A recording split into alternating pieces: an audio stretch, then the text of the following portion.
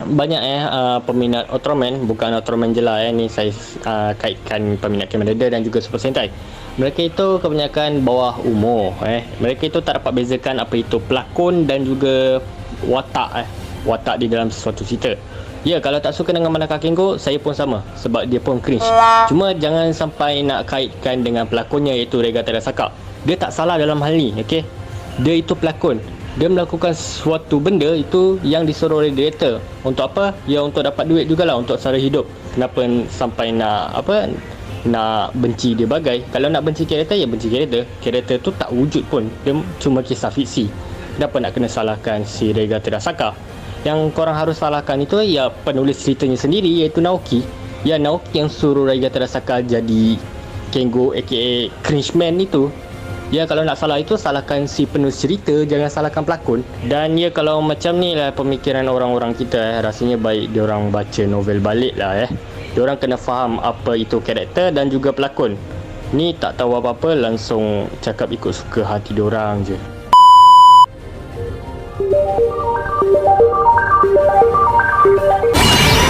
Assalamualaikum guys, dan kembali di dalam channel saya VT Satsu. Jangan lupa like, komen dan juga subscribe seperti biasa. Di dalam video ini aku bukan nak membahas alur jalan cerita Ultraman Trigger ke apa, tetapi aku akan menyatakan perasaan aku terhadap series Ultraman Trigger. Yup, Ultraman Trigger. Kenapa aku tercadang nak buat video ini disebabkan aku ada post tau kat community aku berkaitan Ultraman Trigger akan comeback semula dalam series Ultraman Deca. Dan ada satu komen netizen ni yang aku memang tak puas hati langsung. Okey, masa awal tu dia nyatakan dia tak berapa suka sangat Ultraman Trigger ni. Dan aku hormati sahaja pendapat dia disebabkan semua orang mempunyai pendapat masing-masing. Ada yang suka, ada yang tidak suka. Dan kat sini ada teguran daripada kawan-kawan aku juga.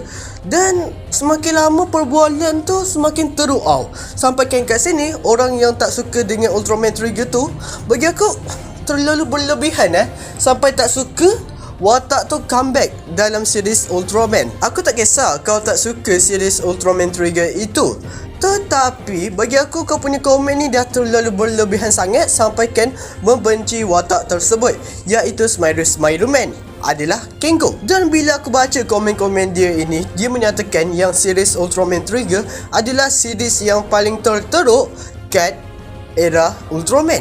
Adakah memang betul? Adakah memang tak ada hal positif berkaitan series Ultraman Trigger kepada penonton? Adakah aksinya sangat membosankan? Adakah ceritanya juga memang sangat sampah? Maksudnya di sini adalah projek untuk Ultraman Trigger ini memang adalah projek yang paling sampah kat series Ultraman. Adakah setiap karakter dia juga sampah? Adakah setiap cameo dia juga memang tak ada macam function langsung? Okey, kat sini aku akan nyatakan pendapat aku. Okey, untuk watak Ultraman Trigger iaitu Kengo Manaka ini, adakah penulisan untuk watak dia ini sangat teruk? Bagi aku sangat okey sahaja ya. Kenapa?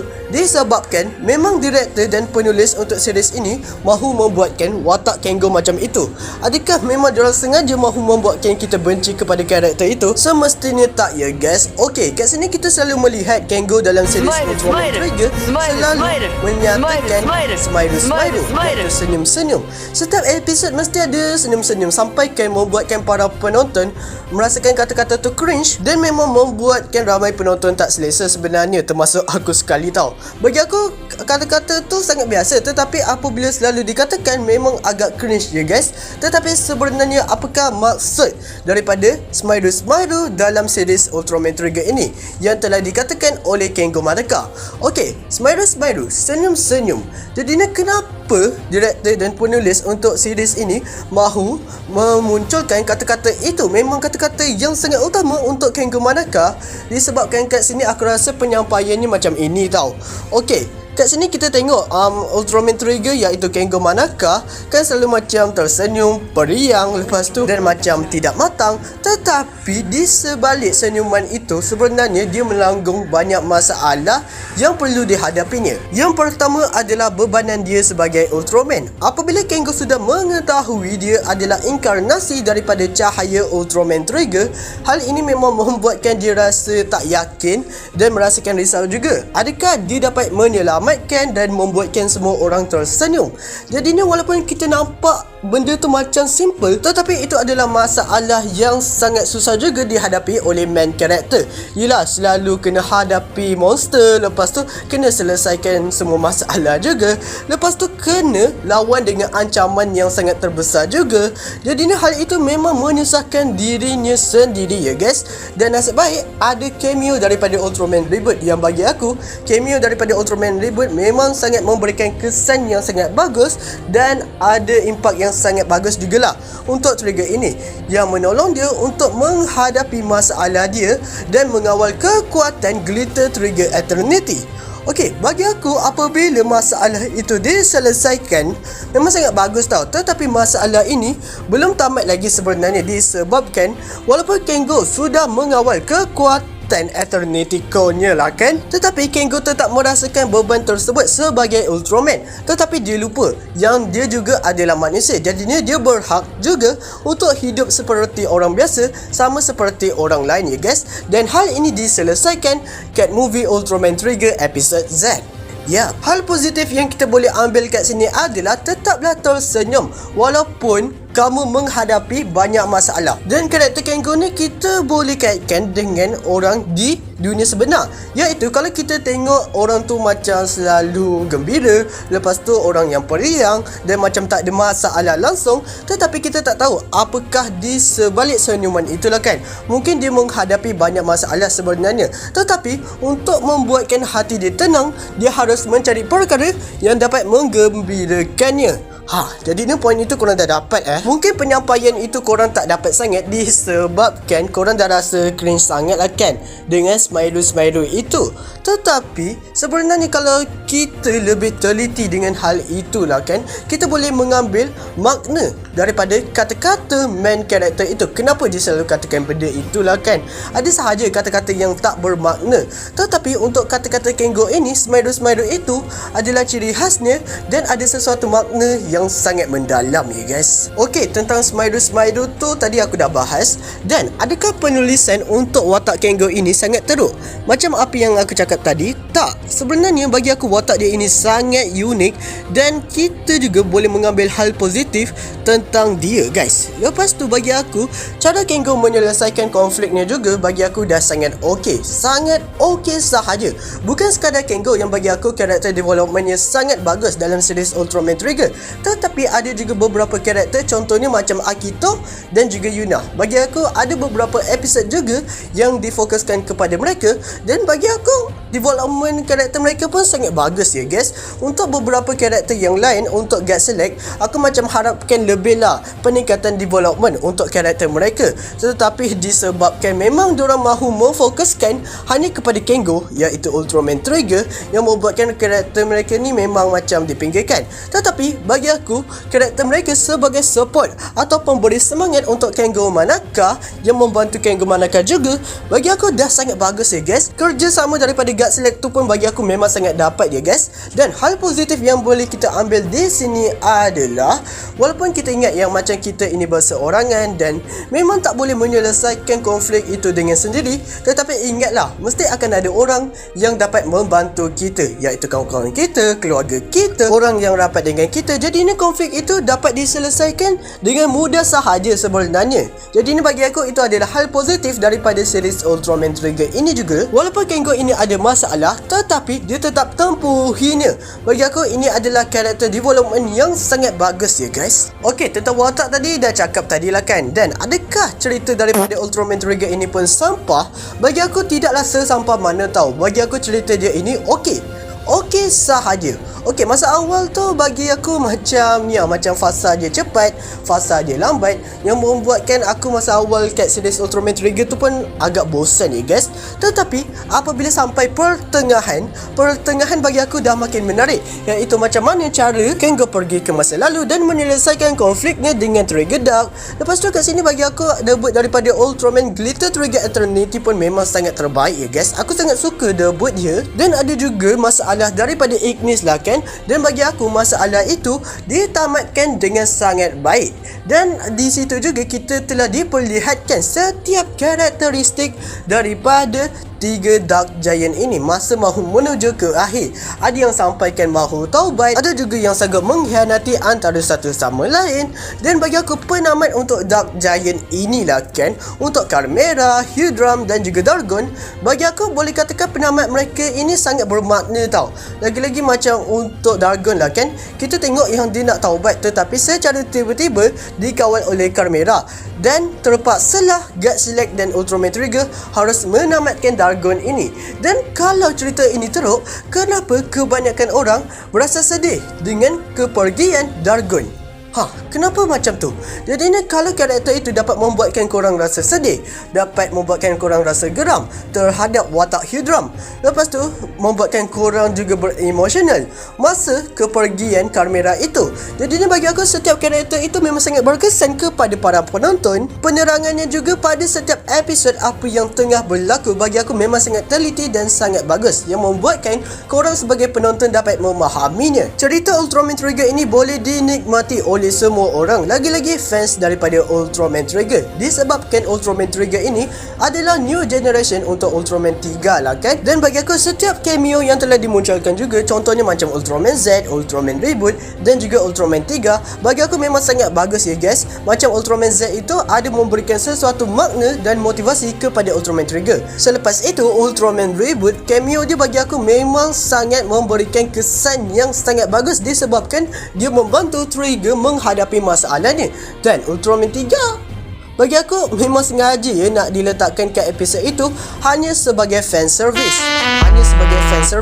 Yang membuatkan fans Ultraman 3 itu pun suka walaupun Daigo tak comeback. Jadi ni kalau kau nak cakap cerita ini sampah, teruk, jadi ni adakah cameo yang telah dimunculkan juga teruk?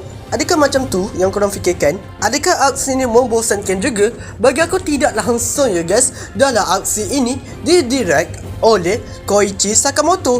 Koichi Sakamoto ke? Jadinya aksi yang telah ditunjukkan mestilah sangat epic, dan bagi aku memang sangat memuaskan. Aku rasa mesti semua hampa disebabkan penamat untuk series Ultraman Trigger.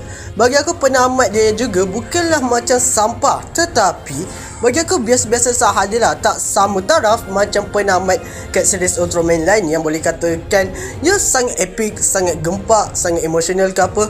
Bagi aku ada yang membuatkan aku sangat emosional, tetapi terasa kurang untuk final episode untuk series Ultraman Trigger. Tapi adakah disebabkan penamat sahaja yang membuatkan ramai fans Ultraman 3 dan ramai fans Tokusatsu juga melupakan cerita masa awal dan juga pertengahan? Bagi aku perjalanan Kengo untuk menjadi Ultraman Trigger ini sampai ke akhir, walaupun macam akhir tu biasa-biasa ya, tetapi untuk episod sebelum ini bagi aku banyak konflik yang diselesaikan dengan tak terlalu terpaksa sangat. Lepas tu bagi aku cerita ni pun boleh katakan makin lama makin smooth, dan kita boleh nampak juga peningkatan untuk karakter Kengo ini. Aku rasa itu sahaja kot, dan bagi aku komen dia ni pun macam mana nak benci karakter tu sampaikan tak suka kalau dia comeback, dan bagi dia pun kalau Trigger comeback akan memberikan masalah yang sangat besar. Okey, kita teringat balik kat episod Ultraman Deca episod 7 dan juga episod 8, iaitu kehadiran Ultraman Trigger. Okey, adakah kehadiran Ultraman Trigger kat series Ultraman Deca memberikan banyak masalah dan membuatkan episod itu paling episod teruk lah kan, paling sampah sebenarnya? Bagi aku tak. Bagi aku, kedatangan Ultraman Trigger ini memberikan karakter development untuk Asumi Kanata dan memberikan motivasi kepada dia juga. Dan bagi aku untuk episod 8 tu pun episod yang terbaik ke apa? Bukan episod yang membosankan, tapi bagi aku episod yang terbaik ya. Dengan comebacknya semula Chimera, bagi aku penerangannya juga sangat okey, sangat okey. Aksi yang telah diberikan pun apabila Deca, Trigger dan juga Chimera melawan Megaloto, bagi aku memang sangat epic ya. Memang sangat bagus. Jadinya adakah dua episod kehadiran Trigger itu memberikan kesan yang teruk kepada cerita Ultraman Deca? Tak, bagi aku membuatkan series Ultraman Deca ini makin lama makin berkembang dan membuatkannya makin bagus ya guys. Disebabkan selepas episod itu lebih tertumpu kepada jati diri Asumi Kanata. Kita ingatkan Asumi Kanata ni dah ada jati diri dan matlamat dia, iaitu mahu melindungi semua orang lah kan. Tetapi kat episod 7 itu sebenarnya dia tertanya-tanya lagi dan masih tidak yakin lagi dirinya sebagai Deca ya guys. Dan kat sini Kengo ada mengatakanlah motivasi dia dan apakah matlamat dia untuk melindungi semua orang. Korang dah tahulah kan, walaupun karakter Kengo itu tidak berubah ya guys, masih Smairu yang cringe, tetapi bagi aku kedatangan dia memberikan hal yang sangat positif untuk Ultraman Deku. Dan kalau dia punya kebencian ini sampaikan tak nak Ultraman tu comeback pun bagi aku dah terlalu teruk Jadi dia cuba tenangkan hati, biarkanlah Ultraman tu nak comeback, biarlah aktor dia nak comeback. Kesian aktor daripada series Ultraman Trigger ni, tahulah watak dia Kengo, tetapi janganlah terlalu membenci karakter dia itu sangat sampaikan memberikan kesan kepada aktor dia. Okey, kat sini komen dia ada mengatakan dia tak benci aktor dia, tetapi hanya benci kepada watak Kengo itu. Tetapi tak kesian ke kalau macam Trigger comeback lepas tu memberikan komen yang toxic, negatif macam tu? Bukankah memberikan kesan kepada aktor dia? Adakah aktor dia gagal untuk membawa watak Kengo Manaka itu?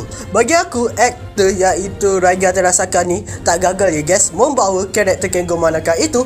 Dan korang kena faham, dan memang korang kena fahamkan lagi bahawa watak Kengo Manaka ciri khasnya memang macam tu. Jadinya korang kena terima seadanya. Kalau korang tak suka tentang series itu atau movie itu, aku tak kisah langsung disebabkan itu adalah pendapat korang sendirilah kan. Setiap orang berlainan pendapat dan korang boleh nyatakan kenapa korang tak suka. Berikan poin yang boleh katakan sangat munasabah sahaja. Janganlah memberikan poin yang tak tentu hala yang sampai menimbulkan toksik macam tu lah kan. Aku rasa hal ini memang menimbulkan toksik. Dan janganlah sampaikan korang membenci karakter itu sampaikan dia tak boleh comeback langsung. Kalau dia comeback mesti korang berikan toksik macam tu je. Kesian aktor dia, kesian ya.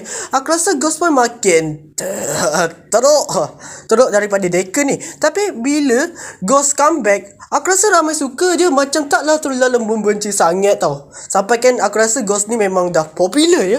Memang Kamen Rider walaupun cerita ni bagi aku biasa je, tapi rider yang popular juga. Macam mana boleh jadi macam tu Aku tak tahulah. Kenapalah kan. Hormatilah setiap pendapat orang. Kalau dia tak suka, okey, terima sahaja. Tetapi kalau dia suka, jangan pula betah. Kenapa kau nak suka cerita sampah macam ni? Biarkanlah semua orang mempunyai pendapat masing-masing lah kan. Ada cita rasa tersendiri. Jadi itu sahaja. Jangan lupa like, komen dan juga subscribe seperti biasa. Jumpa pada video selanjutnya dan salam dari Malaysia. Bye bye.